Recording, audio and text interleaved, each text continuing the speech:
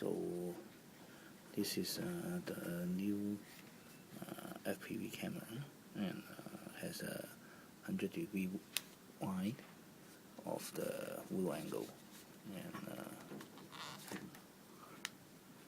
and this is amazing. And also this is a touch screen. For example, you can also access direct by the mass storage and charging by the USB.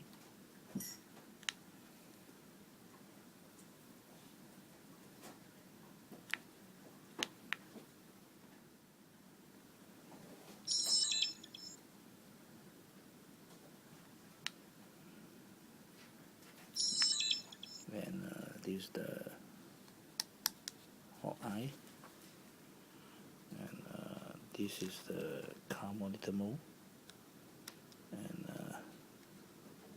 this is the action mode, and for UAV this is necessary for action mode, and this is for photo taking. So each of the function is possible using the finger touchscreen to activate.